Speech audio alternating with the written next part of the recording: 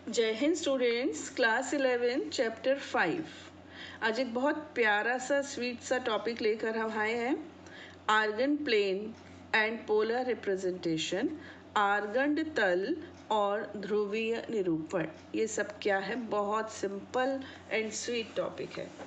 देखिए, ये जो मैंने बनाया है इसको मैं नाम देती हूँ कार्टेशियन प्लेन, और ये आपके लिए कुछ नया नहीं है, ये पुराना है। एक्स वाई, ठीक है, रियल नंबर्स से रिलेटेड है। कार्टेशियन प्लेन है ये एक्स एक्सिस है, ये वाई एक्सिस है। They are mutually perpendicular, 90 degree का ये लोग एंगल बना रही हैं आपस में।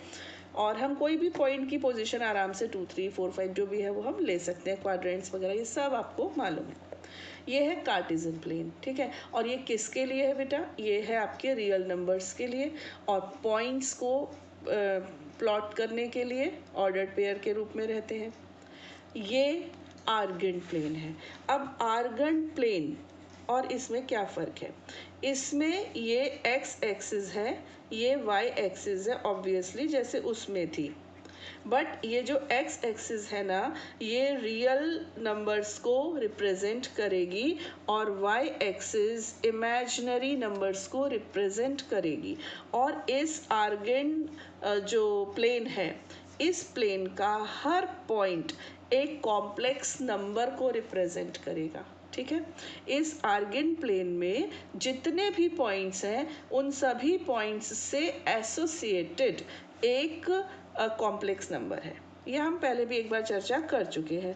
अब एक रफ आइडिया से लिया, मान लीजिए ये 3 आता है, थोड़ा दूर दूर लूँ, ये 3 आता है मान लीजिए, और ये 1, 2, 3 ये भी 3 आता है। हाँ, तो ये पॉइंट तो हो गया आपका 3, 3, बट इससे एसोसिएटेड जो कॉम्प्लेक्स नंबर है वो है 3 प्लस i3 या 3 प्लस 3i, एक ही बात है, ठीक है। आर्गन प्लेन में जितने भी पॉइंट्स होते हैं उन सभी पॉइंट्स से एक कॉम्प्लेक्स नंबर हमें मिलता है। ये उस नंबर का रियल पार्ट शो करता है, ये उस नंबर का इमेजिनरी पार्ट शो करता है, ठीक। अब सेम यही अगर यहाँ हो जाए, मतलब फर्स्ट प्लेन और फोर्थ प्लेन में, तो ये 3 है तो ये क्या हो जाएगा? ये हो जाएगा 3, तो पॉजिटिव रहेगा, इमेजिनरी पार्ट नेगेटिव, 3 माइनस 3, तो 3 minus 3 is the mirror image, ठीक। हिंदी में कहते हैं दर्पण प्रतिबिंब।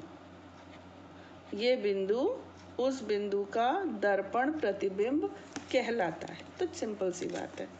अब आते हैं मेन टॉपिक पर जो अभी हमें करना है, पोलर रिप्रेजेंटेशन। पोलर हिंदी में कहते हैं ध्रुवीय निरूपण, ठीक। इसमें हम क्या करते हैं, ये जो ओरिजिन है ना, ओरिजिन, इसको समझ लेते हैं पोल।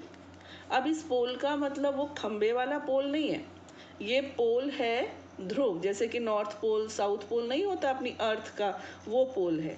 और ये जो एक्स एक्सिस का पॉजिटिव डायरेक्शन है, ये हमारी इनिशियल लाइन है, यानी कि प्रारंभिक रेखा है, ठीक है। ये आपकी इनिशियल लाइन है, प्रारंभिक रेखा। अब यहाँ से कोई भी एक पॉइंट ले लीजिए, यानी इसकी कुछ रेडियस ले लीजिए, उसको रोटेट कराते हैं इस रे को, और ये रे यहाँ पर पहुँचती है, ठीक। अब मुझे ज़रूरत है एक बार इसको दोबारा बनाने की, क्योंकि अब मैं कुछ एक नया आपको बताने जा रही हूँ। तो यहाँ पर मैंने इसको ड्रॉ किया, ऐसे ही कहीं पर अपनी चॉइस से हम इसको बना सकते हैं, ठीक है। अब इस आर्गन प्लेन में मैं आपको पोलर कोऑर्डिनेट्स क्लियर करती हूँ क्या होते हैं। यहाँ पर समझो कोई पॉइंट है, ठीक। ये मैंने कोई भी एक पॉइंट लिया, और ये पॉइंट है एक्स वाई, ओके। अब ये ओरिजिन है, you know very well it is origin. now join this point to origin, okay। और इस पॉइंट की कुछ नाम भी रख देते हैं हम, समझो ये P पॉइंट है, ठीक। और ओरिजिन को बोल देते हैं O, OP। OP क्या होगा? OP डिस्टेंस फॉर्मूला लगा दो, आपको याद है ना डिस्टेंस फॉर्मूला क्या होता है? x1 minus x2 whole square plus y1 minus y2 whole square. अगर किन्हीं दो पॉइंट्स के बीच की डिस्टेंस हमको मालूम करनी होती है, तो यहाँ पर हम डिस्टेंस लेंगे तो क्या आ जाएगी? x minus zero whole square और y minus zero whole square, that means x square plus y square. कुछ जाना पहचाना सा लग रहा है। ये क्या था? ये इस कॉम्प्लेक्स नंबर का मापांक था, यानी कि मॉड्यूलस। याद आया? It is modulus. ओके, तो ये जो मॉड्यूलस जो हम पढ़ चुके हैं वो क्या होता है? उस कॉम्प्लेक्स नंबर की या उस कॉम्प्लेक्स नंबर के ऑर्डर्ड पेयर की ओरिजिन से डिस्टेंस होती है। इसको हम कहते हैं x square plus y square. अब ये जो प्लस है, ये चलिए मैं इसको थोड़ी देर से इसको और अच्छे से, एक चीज़ इसमें जो आई स्क्वायर वाला कॉन्सेप्ट है वो मुझे आपको एक्सप्लेन करना है। एनीवेज ये हुआ। अच्छा, अब इस पॉइंट के कोऑर्डिनेट्स क्या है बेटा? X y. इस एक्स वाई का क्या मतलब हुआ? इस एक्स वाई का मतलब हुआ, अगर मैं यहाँ पर एक पॉइंट बना दूँ M, तो ओ एम इज एक्स, यही तो मतलब हुआ, यही तो इसका मीनिंग है एक्स वाई। ओ एम कितना हो गया? एक्स, और पी एम मतलब ये जो डिस्टेंस होगी ना, ये वाई, तो ये और ये डिस्टेंस इक्वली तो होंगी, एक रेक्टेंगल बनेगा, तो पी एम कितनी हो गई है? वाई। तब आप इस पॉइंट पर पहुंचे हो। अब आप चाहो तो यहाँ पर पाइथागोरस थ्योरम लगा दो, तो पाइथागोरस थ्योरम से भी आपको क्या मिलने वाला है? यही मिलने वाला है, x square plus y square का स्क्वायर रूट OP। तो OP को आप चाहो तो डिस्टेंस फॉर्मूले से ले लो और चाहो तो पाइथागोरस थ्योरम से आप ले सकते हो। तो ये तो आपका Z। अब ये जो मॉड्यूलस Z है, इसके दो नाम हैं। एक तो हम मॉड्यूलस मॉड्यूलस बोल रहे हैं और दूसरा इसको मैग्नीट्यूड भी कहते हैं। ठीक है, मॉड्यूलस और मैग्नीट्यूड एक ही चीज़ है। ये हो गया एब्सोल्यूट ऑफ Z। और Z क्या है? अगर ये एक्स वाई है, इसका मतलब Z है x plus i y. I am talking about x plus i y. Got it? अब इस नंबर के हम निकालने जा रहे हैं पोलर कोऑर्डिनेट्स। ठीक है, पोलर ध्रुवीय निर्देशांक, जिसमें ये पोल है, ये पोल है, और ध्रुवीय निर्देशांक यानी पोलर कोऑर्डिनेट्स। तो ये जो रे है ना, ये रे, इसका मैंने एक छोटा सा पोर्शन ले लिया है, समझो ये पूरी रे ही घूम रही है, तो ये कितने एंगल पर पहुंच रही है? थीटा। इसका एक पोर्शन लेके मैं शो कर रही हूँ, थीटा। और ये जो OP है, इसको एक नाम दे दिया हमने R। तो अगर मुझे थीटा और R दो चीज़ें मालूम हो, तो मैं इस एक्स वाई को पोलर फॉर्म में कन्वर्ट कर सकती हूँ, और इसको हम R थीटा भी बोल सकते हैं। ठीक, मतलब हमें दो चीज़ें चाहिए, एक तो चाहिए R और एक चाहिए थीटा। तो R तो आपको मिल गया। What about theta? चलिए, अभी थीटा निकालने का ही तो पूरा प्रोग्राम है, एक्सरसाइज पूरी थीटा निकालने के ऊपर बेस्ड है। उसके पहले एक चीज़ और, उसके बाद दूसरी चीज़। ये देखिए, अगर मैं यहाँ पर कॉस थीटा लूँ बेटा, कॉस थीटा किस ट्राइंगल में? Triangle PMO। In triangle PMO what will be the value of cos theta? Cos theta क्या होता है? बेस अपॉन हाइपोटेन्यूज, है ना। तो बेस कितना है? x, और हाइपोटेन्यूज कितना है? R। ओके, तो x is equal to R cos theta. Clear? x is equal to R cos theta. अच्छा, साइन थीटा क्या होगा? यहाँ लेते हैं। साइन थीटा क्या होता है? परपेंडिकुलर अपॉन हाइपोटेन्यूज, लंब बटे कर्ण। तो PM क्या है? y, और कर्ण क्या है? R। तो y is equal to R sine theta. तो ये रहा आपका x, हाँ, और ये रहा आपका y। नंबर क्या था बेटा? हमारा नंबर था x प्लस आई वाई, और अब ये किस में कन्वर्ट हो गया? R cos थीटा प्लस आई R साइन थीटा। ठीक, x की वैल्यू रख दी और हमने y की भी वैल्यू रख दी। अब यहाँ से आप R कॉमन ले लीजिए, तो R cos theta plus I sin theta is the polar form of a point, a complex number x plus iy. R cos theta plus I sin theta is the polar form. जो हम polar polar polar कर रहे हैं ना, क्या होता है polar? वो ये है। तो पोलर फॉर्म के लिए आपको दो चीज़ें चाहिए, एक तो चाहिए R और एक चाहिए थीटा। अभी आर तक हम आ पाए हैं, थीटा अभी हमने आपसे डिस्कस नहीं किया, अभी करते हैं। आर क्या है, एक बार रिवाइज कर दूं, ये जो नंबर आपको दिया रहेगा ना, इसका मॉड्यूलस ही आर है, तो आर निकालना तो इजी है। आर हो गया। इसके बाद चलिए अभी मेरे को पेज पलट कर आपको थीटा निकालने की प्रैक्टिस करवानी है। थीटा मीन्स एंगल, वो रे जो एंगल बना रही है एक्स एक्सिस की पॉजिटिव डायरेक्शन के साथ, उसको हम थीटा कहते हैं। अब ये देखिए, ये जो रे है इसकी सिचुएशन इन चार जो है ये क्वाड्रेंट्स, इनमें से कहीं भी हो सकती है। मैंने कोशिश की इनको टेढ़ा मेढ़ा लेने की, जिससे कि डिफरेंट एंगल्स का आइडिया हो सके। तो अगर ये फर्स्ट में है, अगर ये सेकंड में है, अगर ये थर्ड में है, अगर ये फोर्थ में है, फर्स्ट में है तो ये थीटा है, सेकंड में है तो ये थीटा है, थर्ड में है तो बेटा ये थीटा है, और फोर्थ में है तो ये थीटा है, यहाँ से यहाँ तक। ठीक, तो ये एक फर्स्ट क्वाड्रेंट, ये सेकंड, ये थर्ड और ये फोर्थ। तो आपकी रे है, मनमानी करती है, कहीं भी जा सकती है, कोई से भी किसी भी क्वाड्रेंट में जाकर ये स्टॉप हो सकती है।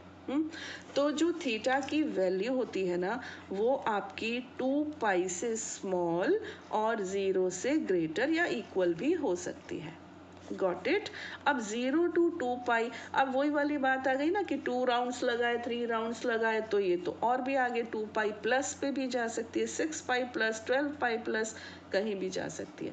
तो इसको रिस्ट्रिक्ट करने के लिए हम जो थीटा की वैल्यू लेंगे ना, वो लेंगे माइनस पाई और पाई के बीच।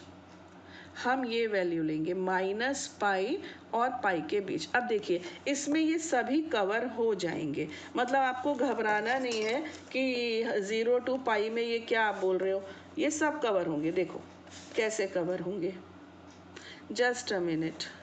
मैं छोटे छोटे 4 आर्गन प्लेन बना रही हूँ आपको एक्सप्लेन करने के लिए, हालांकि एक ही में हो जाएगा, लेकिन चलिए देखते हैं। ये आपका पाई होता है, देखो यहाँ से यहाँ तक अगर आप लेते हो तो ये पाई है। और ये यहाँ से यहाँ, मतलब डायरेक्शन चेंज करते हो, आपको पता है ना, क्लॉकवाइज, क्लॉकवाइज में एंगल नेगेटिव हो जाते हैं, और एंटी क्लॉकवाइज यानी घड़ी की सुइयों की विपरीत दिशा में चलेंगे तो ये धनात्मक रहते हैं, पॉजिटिव रहते हैं।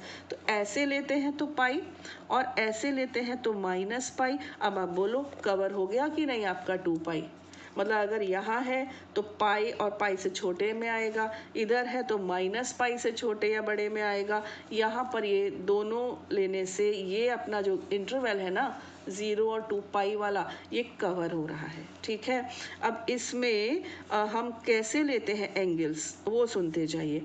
मैं एक एंगल ले लेती हूँ पाई/4। ठीक, अब अगर ये जो रे है फर्स्ट क्वाड्रेंट में है, और एंगल बना रही है पाई/4, तो सिंपल है पाई/4। यहाँ आएगी ना तो हम ये पाई/2 क्रॉस करा देंगे, तो ये हो जाएगा पाई/2 प्लस पाई/4। इधर आएगी ना इधर, तो फिर हम आगे नहीं बढ़ेंगे, फिर हम उल्टा चलेंगे, इसको बोल देंगे क्या, माइनस पाई/4। हाँ, अब ये रे अगर इधर आ जाएगी तो माइनस लेंगे हम बाहर, पाई माइनस पाई/4, माइनस को बाहर रख देंगे, और इधर से चलेंगे तो पाई माइनस पाई/4। मतलब आपको क्लियर हो रहा है, एक रे अगर फर्स्ट क्वाड्रेंट में है और थीटा जो है वो पाई/4 है, तो पाई/4 है। सेकंड में आएगी तो पाई/2 प्लस पाई/4, या फिर पाई माइनस पाई/4 कर लो, एक ही बात है, पाई माइनस पाई/4 कर लो, ये वो ज़्यादा सूट कर रहा है, पाई माइनस पाई/4 ऐसे कर लो, पाई/2 को मत लो, उसमें वो एंगल चेंज, वो जो रेशो होता है वो चेंज भी हो जाता है। पाई माइनस पाई/4 इधर आएगी ना फोर्थ में, तो क्या बोल देंगे, माइनस पाई/4, और इधर आ जाएगी तो फिर हम बोल देंगे minus of pi minus pi. Got it. अब एक और चीज़ जो मैं बहुत इम्पॉर्टेंट है वो बता रही हूँ, ये जो थीटा होता है इसके भी 2 नाम हैं। एक नाम है आर्ग्यूमेंट, आर्ग्यूमेंट, ठीक है, और एक है एम्पलीट्यूड, आर्ग्यूमेंट और एम्पलीट्यूड। ठीक है, अब ये जो बेटा आप हिंदी की बुक्स होती हैं, आप देखिए ये जो हिंदी की बुक्स होती हैं है ना, इसमें हर चीज़ की इंग्लिश साथ में दी होती है। इंग्लिश की बुक में हिंदी नहीं होती है ना, लेकिन हिंदी की हर बुक की जो वोकेबलरी होती है, जो ये वर्ड्स होते हैं, वो सब इंग्लिश में दिए होते हैं। तो इसलिए अगर आप इंग्लिश में लिखोगे ना बच्चों, तो कोई ऑब्जेक्शन उसमें होता नहीं है। लेकिन इसमें जो है ना, जो मैंने आपको बताया, इसको कोणांक या आयाम हिंदी में कहते हैं। कोणांक या आयाम, ये जो आर्ग्यूमेंट है ना, इसको बोलते हैं कोणांक, और इसका वर्ड है आयाम, एम्पलीट्यूड। आयाम और कोणांक, ठीक है। जेड के भी दो नाम थे, है ना। तो ये तो हो गया आपका थीटा, जेड, आर, ये सब दो तीन चीज़ें जो थी वो मैंने आपको बहुत अच्छे से समझा दी, और हमको थीटा कैसे क्या लेना है वो भी बता दिया। अब वो थीटा आएगा कहाँ से और वो कौन से क्वाड्रेंट में है ये भी कैसे पता चलेगा। तो बेटा उसका फॉर्मूला होता है tan inverse theta is equal to tan inverse y upon x। ये फॉर्मूला होता है किसका, थीटा का। Theta is equal to tan inverse y upon x। अब ये है इनवर्स ट्रिग्नोमेट्री जो हम 12th क्लास में पढ़ेंगे, ठीक है। अभी नहीं है, तो अभी हम इसको सिंपल कर लेते हैं। हम इसको लिखेंगे tan theta is equal to y upon x. y क्या है बेटा, imaginary part of z, z का इमेजनरी पार्ट है ना, और x क्या है, real part of z। Imaginary part upon real part करने से हमको मिलेगा tan थीटा, और tan थीटा से हम थीटा पर पहुंच जाएंगे। अब भी आपको मैं बहुत सारी इसकी प्रैक्टिस करवाने वाली, बहुत सारी, और एक्सरसाइज भी इसी के ऊपर है। तो एक तो ये प्रोग्राम हो गया अपना कंप्लीट। इसके बाद इसको कौन से क्वाड्रेंट में लेना है, और फिर माइनस पाई और प्लस पाई के बीच में इसको एडजस्ट कैसे करना है, ये सब बातें मैं आपको बताऊंगी। एक छोटी सी और आखिरी बात सुन लीजिए। 2 पॉइंट्स हैं, इस बार मैं ले रही हूँ 2 पॉइंट्स, ठीक है, Z1 और Z2। अगर by the way in 2 points के बीच की डिस्टेंस निकालनी हो, ये इसको आप होमवर्क ले लो थोड़ी देर के लिए, आप सोचना, मनन करना। ये जो है 2 पॉइंट्स, इनके बीच की डिस्टेंस निकालनी हो, तो मैं आपको बता रही हूँ कि ये Z1 माइनस Z2 का मॉड होता है। ये मैंने आपको बता दिया। अब ये क्यों होता है ये बेटा आप लोग सोचिएगा, ठीक है। कुछ मुश्किल नहीं है, बहुत आराम से आपको समझ में ये आ जाएगा, और कहोगे कि अरे हाँ ये तो इजी है। तो ये आप थोड़ा सोच लीजिएगा। और एक छोटा सा जो रूल है वो भी आपको बताना चाहती हूँ मैं, वो भी सुन लीजिए। वो है दो जो अपने कॉम्प्लेक्स नंबर्स हैं, इनके प्रोडक्ट का आर्ग्यूमेंट। ये बेटा आपको कंपटीशन में हेल्प करेंगी छोटी छोटी चीज़ें। दो कॉम्प्लेक्स नंबर्स के प्रोडक्ट का आर्ग्यूमेंट इनके आर्ग्यूमेंट्स के सम के इक्वल होता है, ठीक। और दो कॉम्प्लेक्स नंबर्स के डिवीजन का आर्ग्यूमेंट इनके डिफरेंस के इक्वल होता है, इनके आर्ग्यूमेंट्स के डिफरेंस के इक्वल होता है, ठीक है। तो ये तो बेटा जो बेसिक्स होते हैं ना वो हो गए हैं क्लियर। अब आपके लिए जो प्रॉब्लम रह गई है वो ये है कि थीटा कैसे निकालना है, उसको कौन से क्वाड्रेंट में। तो मुझे ऐसा लगता है कि जो हमारी एक्सरसाइज है वहाँ से हम इसको आपको बहुत अच्छे से एक्सप्लेन कर देंगे। फिर भी नहीं आएगा तो सोचेंगे कि क्या करें। Find the modulus and the arguments of each of the complex numbers, exercise 1 to 2, मतलब क्वेश्चन नंबर 1 और क्वेश्चन नंबर 2 इन दोनों में आपको बताने हैं, ठीक। तो मैं ये क्वेश्चन, ये बुक यहाँ पर रख के क्वेश्चन नोट करती हूँ। Question number 1 is z is equal to -1 minus I√3। here is the question, question number 1 visible होगा, हाँ। चलिए रेडी। अब देखिए मुझे इसमें क्या चाहिए बच्चों, मुझे इस नंबर का अभी तो सिर्फ मॉड्यूलस और आर्ग्यूमेंट निकालने को बोला है। तो मॉड्यूलस तो ऐसे होता है, क्या होता है, √x² plus y², clear. x कितना, -1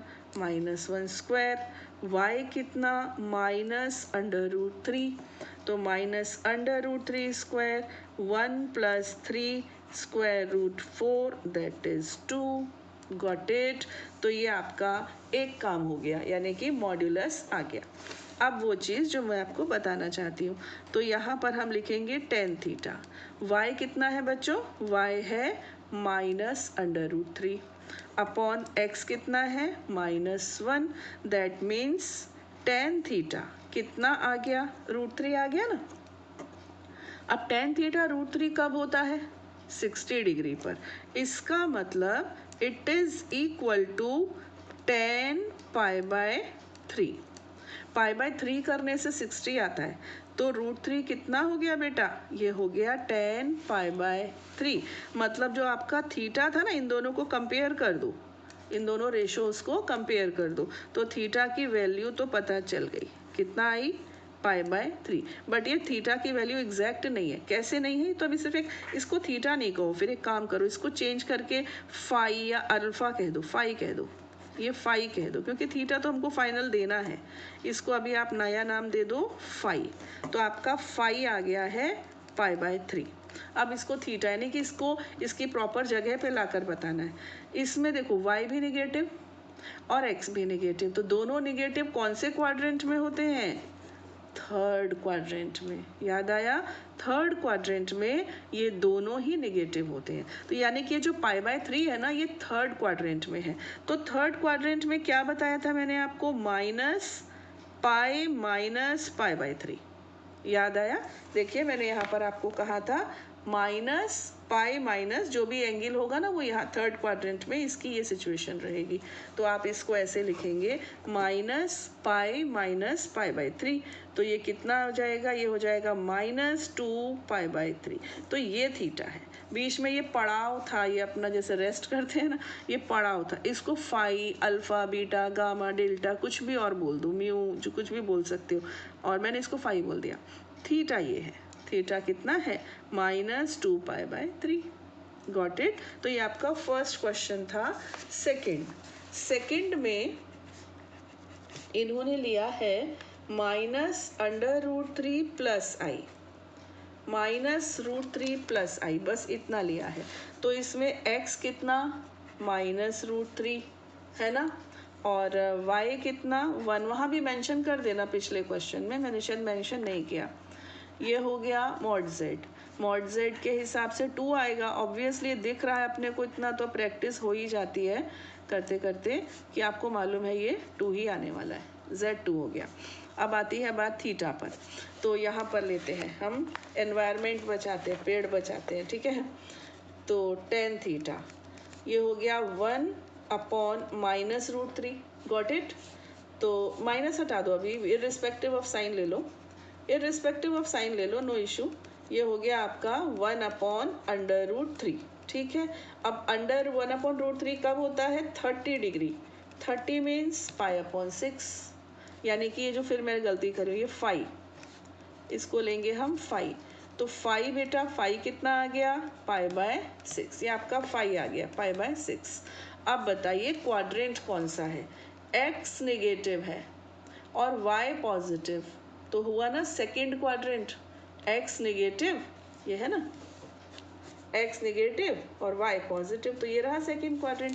सेकंड क्वाड्रेंट में थीटा क्या होता है?